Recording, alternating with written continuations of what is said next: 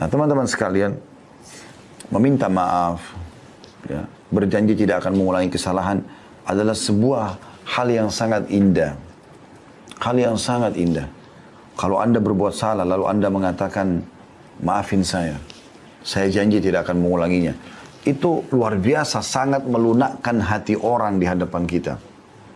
Gitu kan? Makanya setiap orang buat salah, dia iklankan, dia minta maaf. Nah kalau teman-teman mengatakan maafkan saya, itu kalau kepada Allah Subhanahu Wa Taala sama dengan Anda mengatakan astagfirullah. Istighfar itu permohonan maafnya.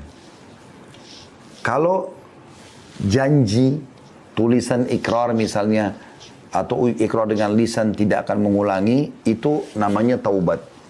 Jadi kalau teman-teman gabung astagfirullah wa atubu ilai, artinya ya Allah aku minta maaf dan aku janji tidak akan mengulanginya. Seperti itu. Nah teman-teman sekalian, taubat ini perlu kita lakukan. Karena Nabi SAW sendiri sebagai pimpinan kita dan utusan Allah mengatakan, aku beristighfar dan bertobat kepada Allah sehari, setiap harinya 70 sampai 100 kali. Seperti itu. Apalagi kita gitu ya. Padahal Nabi SAW sudah diampuni dosa-dosanya, tapi masih seperti itu. Nah, taubat ini teman-teman indah sekali. Karena dengan taubat, maka semua kesalahan Anda dimaafkan. Plus lagi, fasilitas yang terhalang karena kesalahan Anda akan diberikan. Contoh misal, Anda di kantor, Anda kerja. Lalu Anda buat satu kesalahan, misalnya telat datang, atau Anda tidak menyelesaikan pekerjaan atau apa saja. Lalu, cara yang terbaik adalah Anda minta maaf dan Anda coba perbaikin. Anda ajukan permohonan maaf, Anda janji tidak akan mengulanginya, lalu Anda janji juga memberikan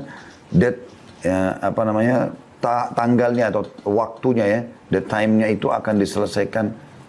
Maksud saya waktunya akan diselesaikan pada hari ini atau pada jam ini gitu. Dan Anda tepati itu. Maka saya yakin nanti perusahaan akan memaafkan kesalahan Anda dan akan mencairkan semua fasilitas atau memberikan fasilitas yang sudah dijanjikan. Karena Anda lakukan itu. Seperti kurang lebih itu rasionalnya orang kalau bertaubat. Seperti itulah. Allah Subhanahu Wa Taala memerintahkan kita teman-teman untuk selalu taubat. Ini adalah perintah dalam banyak ayat Al-Quran, gitu kan. Dalam surah An-Nur misalnya, ayat 31, dan bertobatlah kamu sekalian kepada Allah, hai orang-orang beriman, agar kamu beruntung. Wa tubu ilallahi jami'an ayyuhal mu'minun la'allakum tuflihun. Ya. Allah SWT menyuruh itu. Kemudian juga dalam surah At-Tahrim ayat 8 juga begitu. Hai orang beriman, bertobatlah kepada Allah dengan taubat yang ikhlas. Ya. Alladzina amanu tubu ilallahi taubatan nasuha. Jadi kan? Dan cukup banyak ayat-ayat Al-Quran yang membahas masalah itu. Begitu juga perkataan Nabi Nuh AS kepada kaumnya. Wa qul istaghfiru rabbakum innahu kana ghaffara. Dan Nuh pun berkata kepada kaumnya, mohon ampunlah kepada Tuhan kalian karena dia maha pengampun. Manfaatnya apa? Yursilis sama alaikum midrara. Maka dia akan turunkan dari langit air yang deras. Maksudnya rezeki. Ya. Karena kalau hujan turun dari langit, maka secara otomatis akan hidup tumbuh-tumbuhan, hidup hewan-hewan, manusia pun bisa hidup dari situ. Semuanya bisa bergerak dengan adanya air. Wa yumditkum bi amwalin wa banin. Dan dia akan memberikan tambahan keturunan dan harta buat kalian. Makanya pernah teman-teman sekalian, ada orang yang datang kepada Hasan Basri rahimahullah, 3 orang. Tiga-tiganya punya masalah nih. Yang satu datang mengatakan, wahai imam. Imam itu kalau kita kiai di Indonesia ya. Saya sudah lama sakit, tidak pernah sembuh. Sudah berobat sana sini, tabib ini, tabib itu, tapi belum sembuh. Apa saran Anda? Kata Hasan Basri, istighfar dan bertobat kepada Allah. Tapi yang benar, yang nasuha, yang tulus kepada Allah. Orang itu pulang. Masuk orang kedua. Dari sini perbanyak istighfar ya, kata Hasan Basri. Bukan cuma istighfar dan tobat saja pulang, enggak. Perbanyak. Lisanmu selalu astagfirullah wa atubu ilaih. Terus sampai engkau melihat jalan keluarnya. Datang orang kedua mengatakan, wahai imam, saya sudah lama menikah. Ini saya sama istri saya. Kebetulan sama istri datang ke rumah Hasan Basri. Rahimahumullah semuanya. Lalu dia mengatakan, kami sudah 10 tahun menikah, belum punya anak. Apa saran Anda? Kami sudah coba ke tabib ini, tabib itu, tapi juga tidak bisa. Ya, kami dapatkan solusinya. Kata Hasan Basri, perbanyak, garis bawah kalimat perbanyak istighfar dan taubat. amalkan. Pulanglah orang itu, orang ketiga datang mengatakan, wahai imam, saya sudah lama bekerja, bertahun-tahun, tidak pernah kaya seperti fulan. Ditunjuklah orang kaya di negeri itu gitu. Orang itu di kota Basra ya, di Irak. Maka kata Hasan, dan saya sudah coba kerja ini, kerja itu, tetap aja begini keadaan saya sudah sekian tahun. Apa saran Anda, kata Hasan Basri, perbanyak istighfar dan taubat.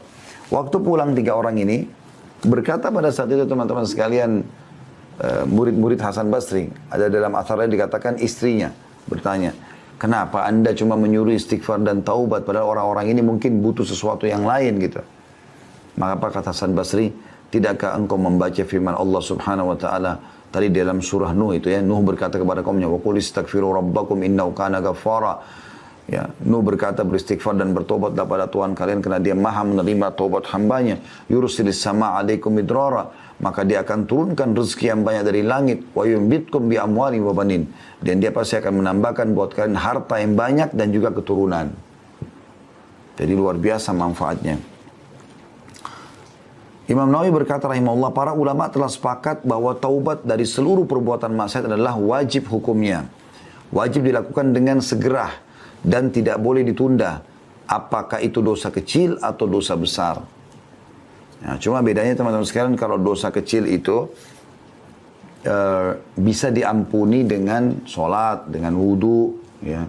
Kemudian dengan semua ibadah lah, sedekah, bakti sama orang tua, jenguk orang sakit, semua ini bisa memaafkan dosa-dosa kecil. Tapi kalau dosa besar harus taubat nasuha.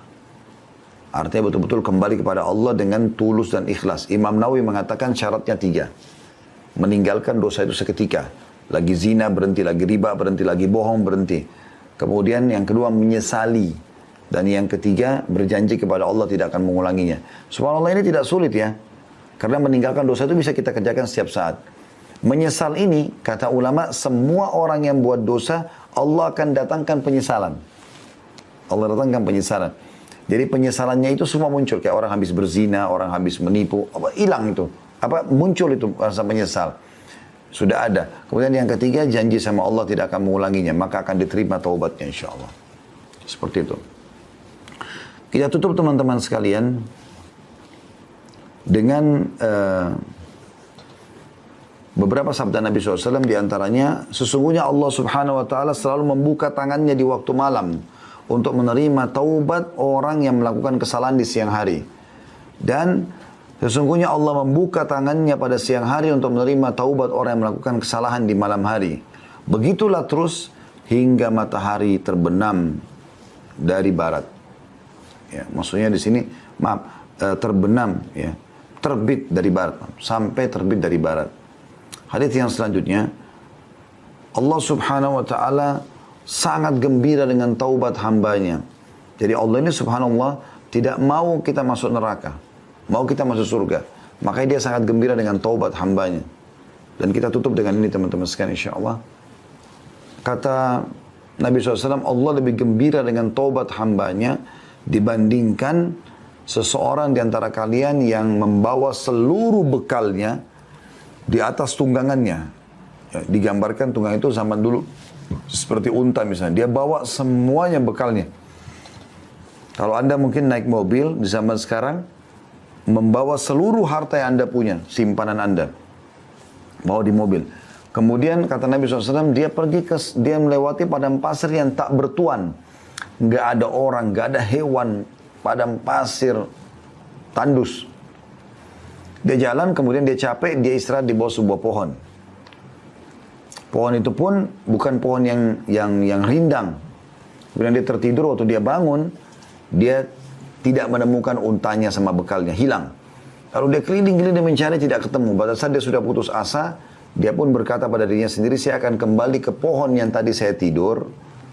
Ya. Dan saya berharap pada saat saya bangun sudah mati. Maka Nabi SAW mengatakan dia pun kembali ke pohon itu, lalu dia tidur, ternyata pada saat dia bangun, dia temukan untanya sama bekalnya semua ada di depannya. Bagaimana gembiranya orang ini karena dia bisa melanjutkan kehidupan? Allah lebih gembira dengan taubat hambanya dibandingkan orang seperti ini. Resep ini teman-teman sekalian, curhat dengan Allah Subhanahu wa ta'ala dan bertobat dari dosa-dosa, dipastikan keduanya insya Allah dan masuk dalam judul kita akan menjadi penyebab utama semua urusan Anda dimudahkan oleh Allah Subhanahu wa taala. Allahu a'lam.